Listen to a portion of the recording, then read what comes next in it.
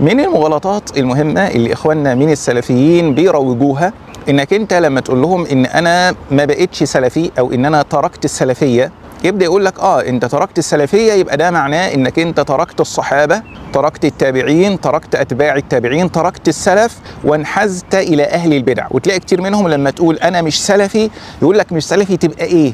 على اعتبار ان انت ان انت مش سلفي يبقى مبتدع، تركت هدي الصحابه واستبدلت هدي الصحابه والتابعين واتباع التابعين وسلف الامه بهدي اهل البدع ومتابعه اهل البدع. دي من اهم المغالطات اللي الاخوه السلفيين بيغلطوها في هذه المساله. نقطه النزاع في المساله ديت فين؟ هل فعلا السلفيين متبعون لمنهج السلف الصالح رضي الله تعالى عنهم؟ يعني الشعار اللي هم رافعينه كتاب وسنة بفهم سلف الأمة ده فعلا شعار حقيقي، وهم فعلا بيتبعوا الكتاب والسنة بفهم سلف الأمة اللي هم الصحابة والتابعين وأتباع التابعين وأئمة المسلمين المتبعين، بحيث أن من ترك السلفية أو من ترك الانتساب إلى السلفية يبقى ده معناه أنه تبرأ من عقيدة الصحابة والتابعين وأتباع التابعين وتبرأ من منهج الصحابة والتابعين وأتباع التابعين.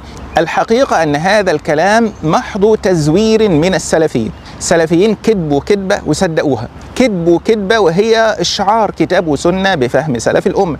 هم مصدقين إن هم بيتبعوا سلف الأمة. أنا واحد من الناس اللي صدقت السلفيين وصدقت الشعار دوت في أول حياتي، وفعلا كنت بتبع هذا المنهج متصور أو معتقد إن ده فعلا اتباع لمنهج السلف رضي الله تعالى عنهم وأرضاهم. بعد الدراسة وبعد التقدم في العلم وبعد دراسة مذاهب السلف من كتبهم ومن مصادرها الصحيحة، وبعد الخروج من أسر شيوخ السلفية شيوخ السعودية على وجه التحديد، بدأت تلاحظ إن في مفارقات كبيرة جدا بين عقيدة شيوخ السلفية المعاصرين على وجه التحديد شيوخ السعودية، على وجه التحديد الشيخ ابن باز وابن عثيمين وهيئة كبار العلماء واللجنة الدائمة والناس دول. في فرق كبير بين ما يقوله هؤلاء الناس، بين عقيدة هؤلاء الناس ومنهج هؤلاء الناس، وبين عقيدة السلف الأول رحمة الله عليهم من الصحابة والتابعين وأتباع التابعين.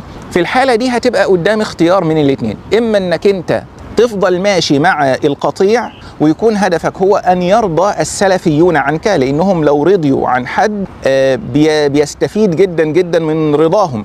يعني هم لما بيرضوا عن حد بيعطوه وهم أسخياء جدا في العطاء. فإما أنك أنت خلاص هتقبل وتمشي في الركب وتغالط نفسك وتقول خلاص بقى ما خليني عايش والسلام، أو أن أنت هتاخد موقف وتقول لا أنا مش هبقى بوشين، مش هبقى كذاب، اللي أنتوا بتقولوه ده مش هو ده منهج السلف، مش هي دي عقيدة السلف، مش هي دي عقيدة الصحابة ولا التابعين ولا أتباع التابعين، أنتوا بتكذبوا على نفسكم بتكذبوا على الناس. لو خدت الموقف ده هتدخل في مشاكل كتيرة جدا جدا، وهيحطوك في صوب مدافعهم وصوب سهامهم، ولن يتركوا سبيل في الطعن فيك إلا وسيسلكوا. أنا واحد من الناس ما تركوا شيء في أدايا إلا فعلوه، شتموني وشتموا أبويا وشتموا أمي وطعنوا في عرضي وطلعوا علي أوصاف ونابذوني بالألقاب واتهموني بالتهم، كل شيء لمجرد إن أنا بقول يا أخوانا اللي أنتوا بتقولوه ده مش هو عقيدة السلف، أنتوا بتكذبوا، مش هي عقيدة الصحابة، أنتوا بتكذبوا،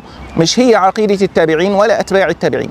ان انت بقى تيجي في اللحظه دي تقول لا انا مش سلفي، مش معناها انك انت بتتبرأ من عقيده الصحابه والتابعين واتباع التابعين، ده انت بتتبرأ من الجماعه اللي مسميين نفسهم سلفيين انحيازا لعقيده السلف. انت عايز تبقى على منهج السلف فعلا، مش ادعاء وكذبا وتزويرا.